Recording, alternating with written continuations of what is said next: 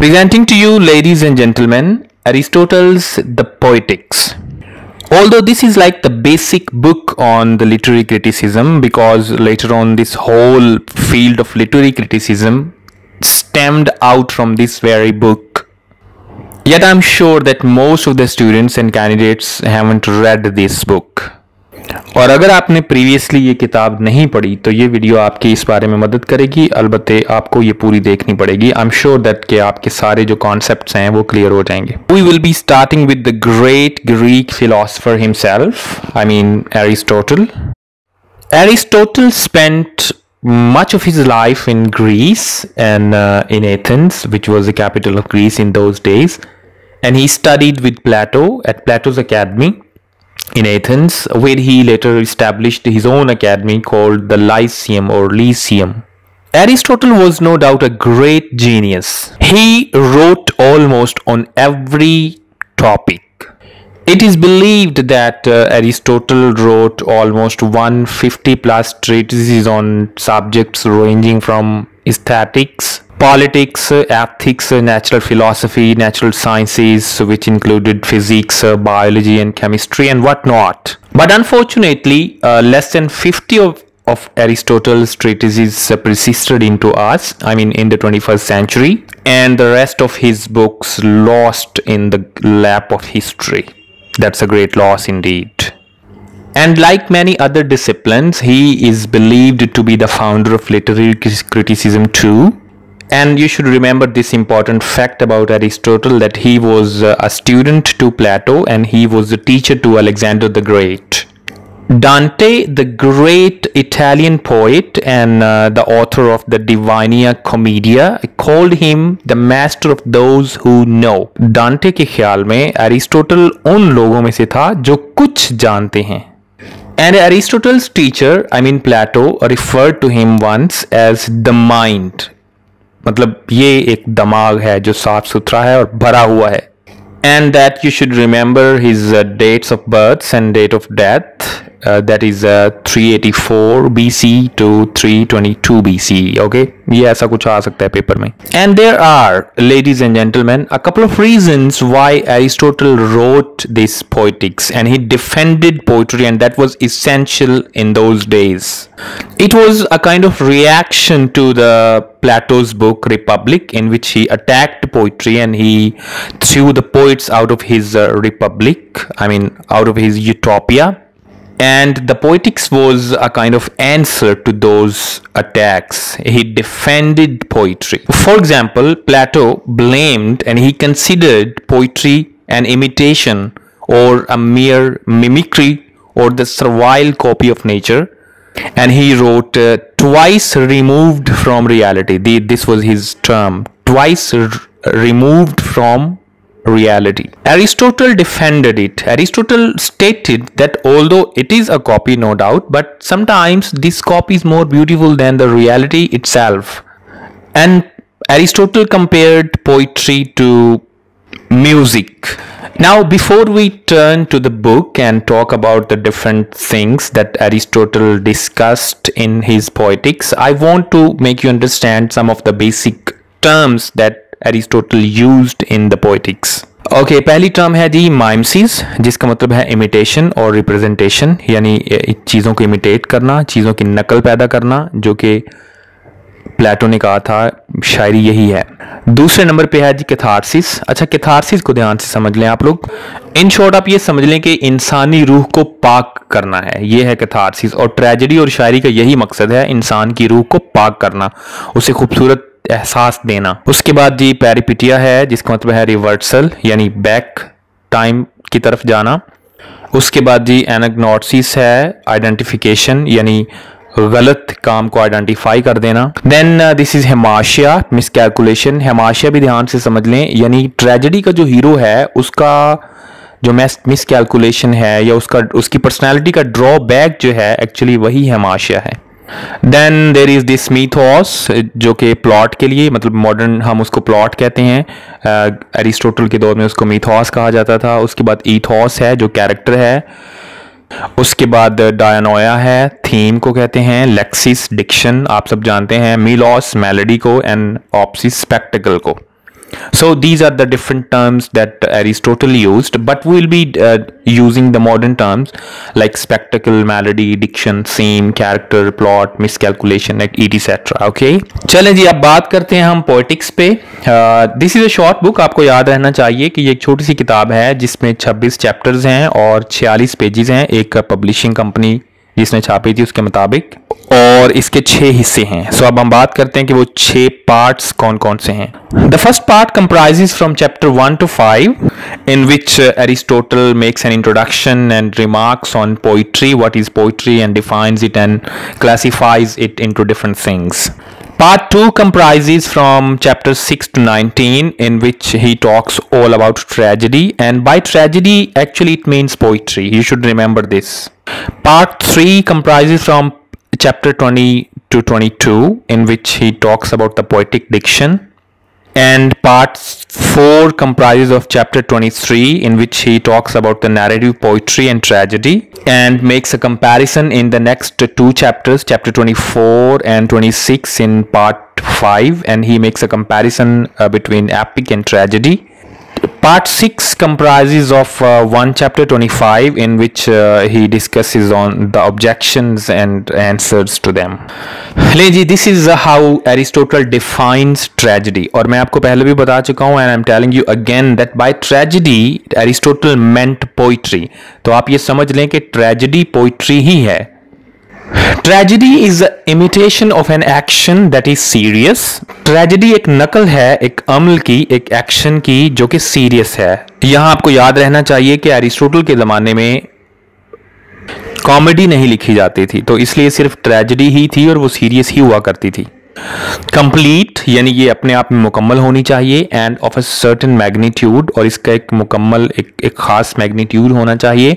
In a language embellished with each kind of artistic ornaments, और इसकी जुबान ऐसी होनी चाहिए कि जिसमें आर्टिस्टिक जेवरात लगे हों, यानी मेटाफर्स, सिमिलीज और इस तरह के जो दूसरे पोएटिक टर्म्स हैं वो इस्तेमाल होनी चाहिए उसमें. Each kind brought separately in separate parts of the work in the form of action and not in the narrative form. यानी ये एक्शन होना चाहिए, ये नैरेटिव फॉर्म में नहीं, जैसे एपिक लिखी जाती थी ना वैसे नहीं, बल्कि ये एक्शन की शक्ल में. यानी इसका बेसिक मकसद प्ले किया जाना होता था, इसको एक्शन की शक्ल में लेके आना, लिखना नहीं होता था. With incidents arousing fear and pity, और ट्रेजेडी में ऐसे हादसात करवाए जाने चाहिए जिससे लोगों में खौफ और पिटी के एहसासात उभरें. And wherewith to accomplish the catharsis of such emotions, जिससे इस तरह के एहसासात से इंसान को कैथारसिस किया जाए. सो this is how Aristotle defined poetry, and this is still one of the important and one of the best definitions of poetry ever.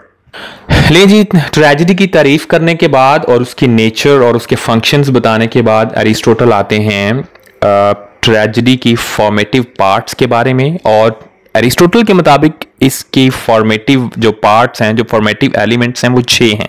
And those 6 elements are: number 1 plot, number 2 character, number 3 diction, number 4 thought, number 5 spectacle, and number 6 song. Now we will discuss all these 6 elements in detail one by one. Number 1, plot. तो आप सबको पता ही है plot क्या होता है. जितने भी इंसिडेंट्स किसी नॉवल में, किसी ड्रामा में हैं, उनको एक तरतीब के साथ बांधा जाता है और उस तरतीब को शुरू से लेके एंड तक जो है प्लॉट का नाम दिया जाता है. So in short, plot is the ordering of the incidents. And you no that's what makes a good और अ बैड प्लॉट. अगर किसी राइटर ने इंसिडेंट्स को इस तरह से जोड़ा है कि वो एक कंपैक्ट होल बनाता है, तो इट्स अ ब्यूटीफुल प्लॉट. और अगर इंसिडेंट्स बिखरे पड़े हैं इधर उधर और रीडर को वक्त देना पड़ता है, दिमाग लड़ाना पड़ता है उनको तरतीब देने में या उसको समझने में, that's a bad plot. That's very simple. And after defining plot as the ordering of the incidents, Aristotle talks about the 2 major kinds of the plot: simple plot and complex plot. Plot is simple when the change in the fortunes of the hero takes place without peripety and discovery. Okay, and the plot is complex. अब complex plot क्या है जी? The plot is complex when it involves one or the both, यानी peripety and discovery. The peripety is the change in fortunes of the hero and the discovery is a change from ignorance to knowledge. इसकी best मिसाल आप ले लें Oedipus racks.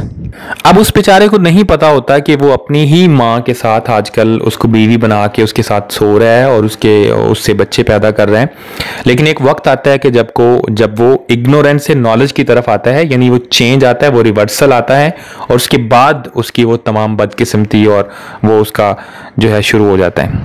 So we can say that Oedipus Rex has a complex plot.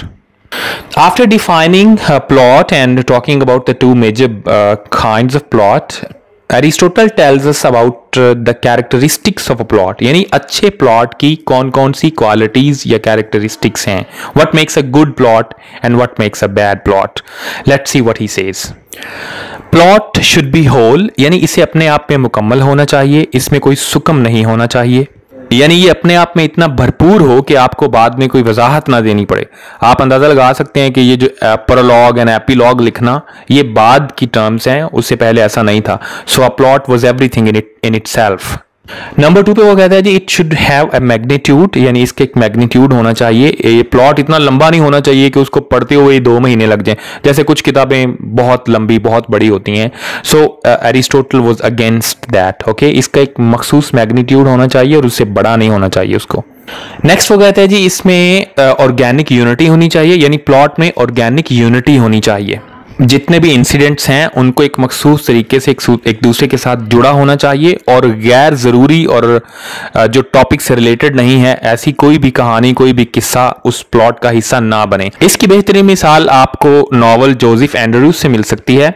अब Joseph Andrews के plot में बहुत से जुक्म हैं, मतलब वो बात करते करते दरम्यान में कोई और ही कहानी सुनाना शुरू कर देता है कोई कैरेक्टर, और उसको हम डिग्रेशन कहते हैं, यानी डिग्रेशन में चले जाते हैं। अब अरिस्टोटल के मुताबिक वो कोई अच्छी चीज़ नहीं है। Then he talks about the probability and necessity, ये चीज़ें भी होनी चाहिए उसमें, and the willing suspension of disbelief. Although this was T.S. Eliot's term, willing suspension of disbelief, we will talk about it later on. Then he talks about the formative elements of plot. ये plot के जो important elements हैं, यानी plot में ये चीज़ें होनी चाहिए, वो क्या है जी? पैरिपिटिया, रिवर्सल ऑफ फॉर्चून, यानी जो इंसान की किस्मत है उसको रिवर्स लगना चाहिए।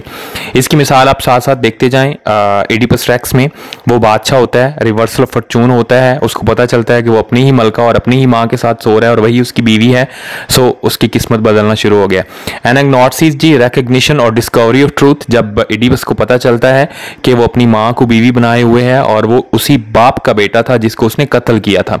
सफरिंग, डिस्ट्रक्टिव और पेनफुल, उसके बाद उसकी सफरिंग शुरू हो जाती है, वो अपनी आंखें निकाल लेता है और मुल्क बदर हो जाता है, and you know all that stuff if you have read that drama. Then Aristotle talks about the 3 dramatic unities, you know this is the famous term, the 3 dramatic unities of time, place and action. Let's see कि इसमें क्या है। जी, what is the unity of time? A tragedy tries as far as possible to live within a single revolution of the day or only slightly to exceed it, whereas the epic observes no limits in its time of action. तो unity of time ये है कि जो tragedy है यानी वो action है ना, तो वो एक्शन जो है वो एक दिन में यानी 24 घंटों में मुकम्मल हो जाना चाहिए अपने आप में, इससे ज़्यादा उसको नहीं जाना चाहिए। हाँ, बाद शेक्सपियर ने इसको ओवर रूल किया था, उसका जो टाइम स्पैन है वो ज़्यादा होता था एक दिन से, लेकिन एडिपस रेक्स में ये कानून लागू है और एडिपस रेक्स 24 आवर्स से पहले मुकम्मल हो जाता है एक्शन में। लेकिन जी नेक्स्ट यूनिटी ऑफ प्लेस क्या है? Aristotle only mentions when comparing the epic and the tragedy that the epic can narrate a number of action going on simultaneously in different parts, while in drama such simultaneous actions cannot be represented, for the stage is one part and not several parts or places. तो एक stage पे एक जगह पे पूरे ड्रामे को मुकम्मल हो जाना चाहिए। एपिक जो नैरेटिव एपिक है उसमें ऐसे होता है कि कोई सीन किसी जगह पे हो रहा है, कोई सीन दूसरी जगह पे हो रहा है, लेकिन प्ले में सारे सीन्स एक ही जगह पे होंगे और अगर किसी दूसरी जगह का जिक्र करना है तो वो किसी कैरेक्टर के थ्रू कहा जाएगा। जैसे एडिपस को उनका जो शेपर्ड है वो आके बताता है कि उसने फेंका नहीं था बल्कि उसे किसी को दे दिया था और इस तरह से वो बच गया, ठीक है। तो ये स्टेज से बाहर जाके नहीं कहा जाता, ये एडिपस को जब कहा जाता है कि इसको जाओ फेंक आओ जंगल में, तो वो हमें नहीं दिखाया जाता कि वो जंगल में कहाँ फेंकने गया था। तो इस तरह से जो प्लेस है वो एक ही रहेगी और नहीं बदलेगी। शेक्सपियर ने जगह भी बदली थी। और तीसरा यूनिटी ऑफ एक्शन है कि उसका एक्शन भी एक ही स्टेज पे और एक ही जगह पे होना चाहिए। अच्छा, पीछे हम ट्रेजेडी की तारीफ में देख के आए हैं कि ट्रेजेडी को अपने आप में मुकम्मल होना चाहिए, कंप्लीटनेस, ठीक है। तो उसके हवाले से ये आप देख रहे हैं ट्रायंगल जो कि ट्रेजेडी के है, यानी उसके प्लॉट और उसके यूनिटी ऑफ एक्शन के हवाले से। इसको देखें जी, पहले इसको एक ये ट्रायंगल है जिसमें एक बिगिनिंग है, एक मिडल है जिसको हम क्लाइमैक्स भी कहते हैं या रिवर्सल भी कहते हैं या पेरिपिटिया यानी एरिस्टोटल की टर्म्स में, और उसके बाद एंड है ये जिसको रेजोल्यूशन कहते हैं। Tragedy begins with everything is fine, everything is okay and all are happy, and then it goes up to the middle और द क्लाइमैक्स। और इसमें क्या होता है, कॉम्प्लिकेशंस आ जाती हैं और इसके साथ ही राइजिंग एक्शन शुरू हो जाता है और कोई ना कोई कबाहत आती है और वो क्लाइमैक्स पे चला जाता है जहाँ पे रिवर्सल आती है, यानी जो ट्रेजिक हीरो है उसकी ज़िंदगी बदल जाती है, उसकी किस्मत बदल जाती है, किस्मत की देवी उससे नाराज़ हो जाती है और उसकी जो लाइफ है उसका रिवर्सल शुरू हो जाता है जिसको हम मिडल या क्लाइमैक्स कहते हैं। उसके बाद जी तीर नीचे की तरफ आ रहा है, एंड की तरफ, यानी जिसको हम रेजोल्यूशन कहते हैं या डिनोमेंट एक टर्म है इसके लिए, फॉलिंग एक्शन भी इसको कहते हैं। और इस दौरान में जो हीरो है, ट्रेजिक हीरो है, वो मुख्तलिफ बीमारियों, परेशानियों और सफरिंग से गुजरता हुआ आखिर मर जाता है। उसके बाद जी अगला एलिमेंट ट्रेजेडी का thought. Thought is the intellectual element in tragedy, यानी इसको आप समझ लें तखय्युल। शायर जो है या ड्रामाटिस्ट है उसका तखय्युल जो है वो बहुत ऊंचा और एग्जाल्टेड होना चाहिए। It is the ability of the dramatist to say what is possible and appropriate, यानी जो पॉसिबल हो, मुमकिन हो, ये नहीं कि एवं ही कोई बोंगियां मारता रहे, और जो अप्रोप्रिएट हो और ड्रामाटिस्ट उसको इस अंदाज से कहे कि वो लोगों की तवज्जो ले और लोग उससे मोहब्बत करने लग जाएं। And the important things regarding the thought is that proof and reputation होनी चाहिए उसमें, प्रोडक्शन ऑफ इमोशनल इफेक्ट, यानी इमोशनल इफेक्ट्स प्रोड्यूस होने चाहिए ऑडियंस के, देखने वालों के, and introduction of the importance और सिग्निफिकेंस ऑफ एनीथिंग। उसके बाद जी डिक्शन पे एंड स्टाइल पे बात करता है। Diction is the choice and arrangement of words and images in a literary composition, यानी शायर की लफ्ज़ी कैसी है, किस तरह के लफ्ज़ उसने यूज़ किए हैं और कितनी खूबसूरती से उनको अरेंज किया है और किस तरह की इमेजरी यूज़ की है अपनी उस मास्टरपीस में, अपने उस पीस ऑफ आर्ट में। Then he further talks about the 6 types of words, which is not very important, although I have discussed this. Current और ordinary words जो हम आम बोलते हैं, foreign terms, यानी एक अच्छे शायर को, एक अच्छे ड्रामाटिस्ट को कुछ foreign terms यूज़ करने चाहिए, मुख्तलिफ टॉप जो लैंग्वेजेस हैं या उनके डायलेक्ट्स हैं। मेटाफर्स होनी चाहिए उसमें, सिमिलीज होनी चाहिए, ऑर्नामेंटल पैराफ्रेसिस होनी चाहिए, इन्वेंटेड वर्ड्स, यानी हर अच्छे और अजीम शायर को लफ्ज़ अपने पास से बनाने चाहिए। एंड नो दैट शेक्सपियर ने ऐसा किया था, गालिब ने ऐसा किया था, इकबाल ने ऐसा किया था और इटालियन डांटे ने ऐसा किया था, हाफिज शिराजी ने ऐसा किया था। एंड उसके बाद जी not invented but made new lengthening और शॉर्टनिंग, यानी अगर वो लफ्ज़ खुद ना भी बनाए तो उनको शॉर्ट करे या लेंथ करे, उन फ्रेजेस को चेंज करके ऐसा लगे कि वो नहीं है। नेक्स्ट एलिमेंट्स थे जी सॉन्ग्स और melody. Songs is the pleasurable addiction to a play. In a tragedy, song is provided by the chorus. So song एक important part है। शेक्सपियर ने songs बहुत सारे लिखे थे अपनी tragedies में और ये एक लाजमी part है, इडिपस में भी हैं, तो ये होने चाहिए। ये मतलब एरिस्टोटल कहता है कि song और melody को उसमें होना चाहिए, because actually poetry and music is almost the same thing. और सॉन्ग को कैसे शामिल किया जा सकता है ट्रेजेडी में, वो आपको पता ही है। कोरस, इडिपस रेक्स एक्चुअली शुरू ही कोरस से होता है, कोरस से गाना गा रहा होता है। प्रोलॉग सॉन्ग की सूरत में हो सकता है जिसमें इंट्रोडक्शन करवाया जाए। कोरिक सॉन्ग, एपिसोड या एग्जॉड, ये डिफरेंट टर्म्स हैं और ये कोरस ही अदा करते हैं। एंड आपको कोरस का भी पता होना चाहिए, अ ग्रुप ऑफ सिंगर्स और dancers who come on the stage and through singing they tell the audience something, what's going on और what might happen, etc. Then he talks about the spectacle or the stage effect, यानी stage को कैसा होना चाहिए, उसको ज़्यादा मौसर बनाने के लिए क्या किया जा सकता है। Spectacle is the most mode of imitation by which the story is presented on the stage before an audience.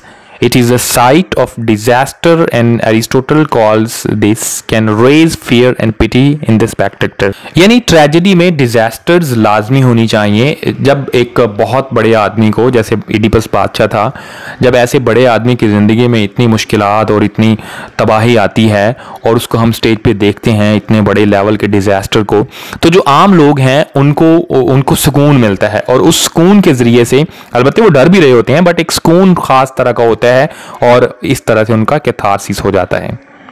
यानी दूसरे लफ्ज़ में आप ये समझ लें कि अगर इडिपस जैसे बादशाह की ज़िंदगी इतनी ख़राब हो सकती है, अगर उसकी ज़िंदगी में इस तरह के अप्स एंड डाउन्स आ सकते हैं, तो फिर हम आम लोग क्या चीज़ हैं। ओके अगर हैमलेट मर सकता है, अगर हैमलेट की ज़िंदगी इतनी कड़वी हो सकती है, तो मैं और आप तो कुछ भी नहीं है। आप समझ रहे हैं ना।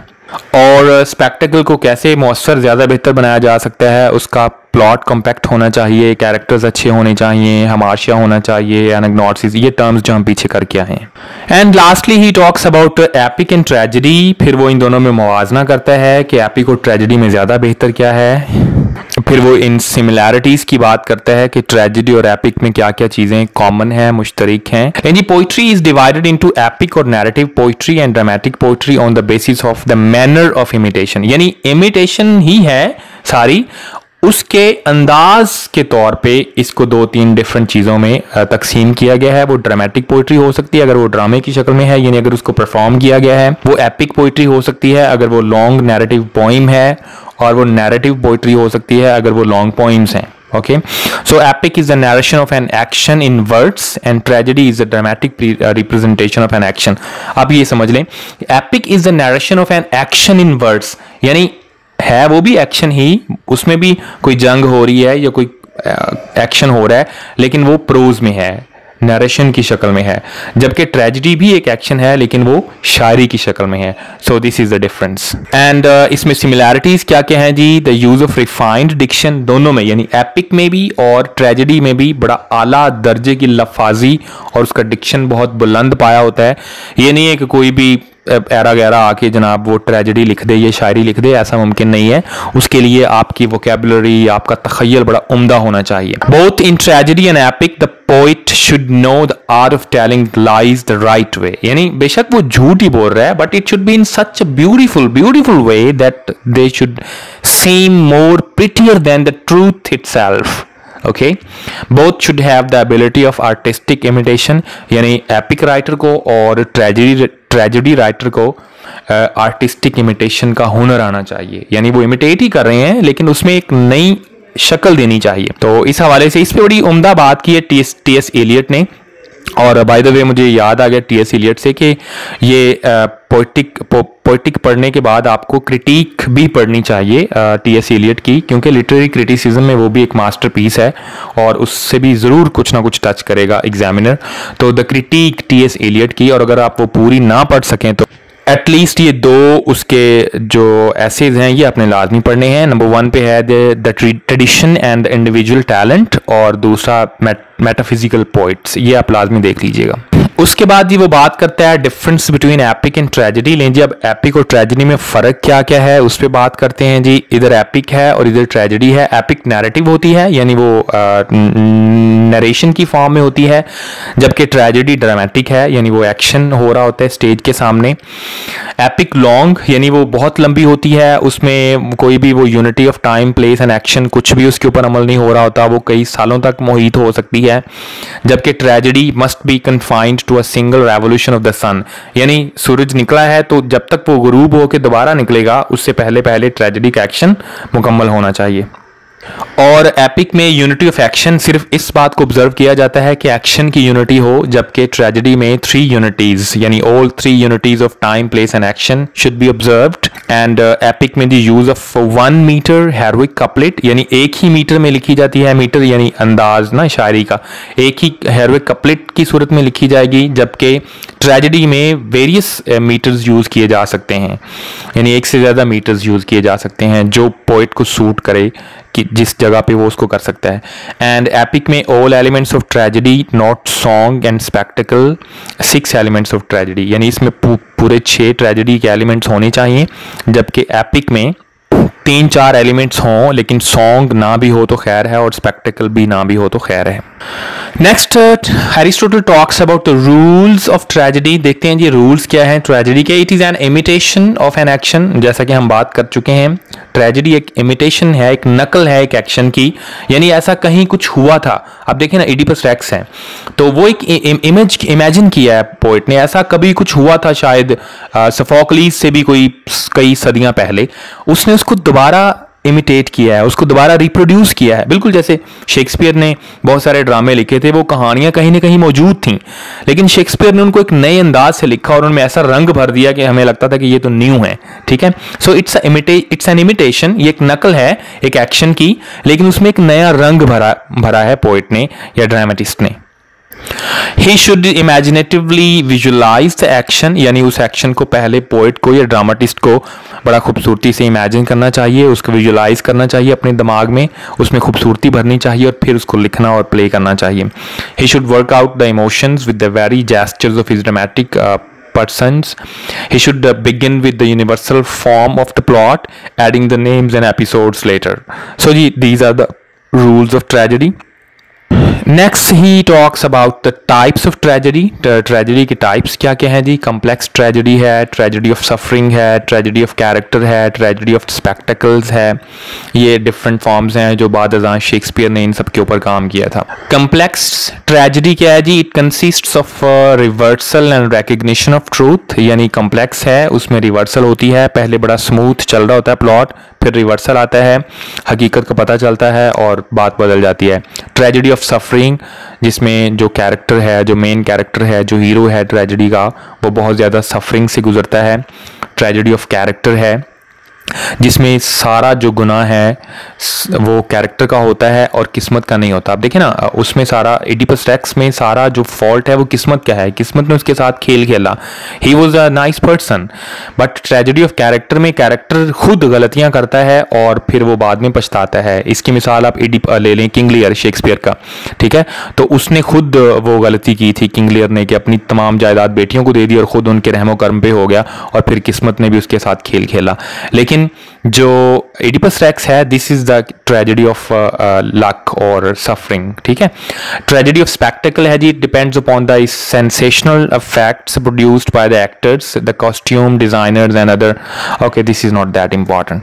नेक्स्ट हम बात करते हैं जी about the superiority of tragedy over epic. अलबत्ते एपिक पोइम भी एक खूबसूरत और पढ़ने वाली होती है, but according to Aristotle tragedy is better than epic and he asserts the superiority of tragedy over epic, and he says it has all the elements of an epic and has also spectacle and song which the epic lacks।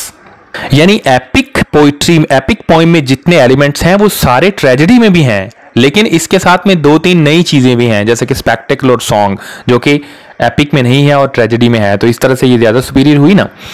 And unity of action only in tragedy not in epic, यानी epic में सिर्फ एक unity है जबकि tragedy में तीनों unities हैं, तो ये भी एक ज्यादा एक इजाफे की चीज है।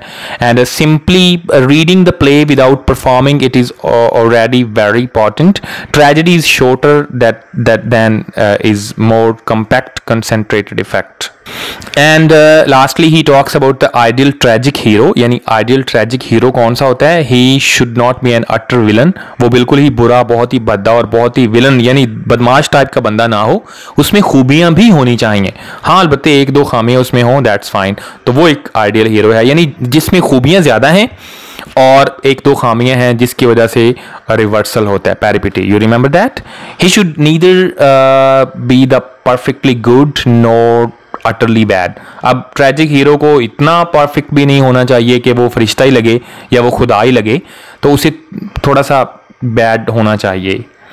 ही must be intermediary sort of person, यानी इंटरमीडियरी काइंड का इंसान होना चाहिए उसको। He must possess both qualities and weaknesses, और ट्रेजेडी के हीरो को एक मुतदल इंसान होना चाहिए, खूबियां भी हैं खामियां भी हैं उसमें, जहां उसमें उसकी स्ट्रेंथ्स हैं तो साथ में वीकनेसेस भी हैं।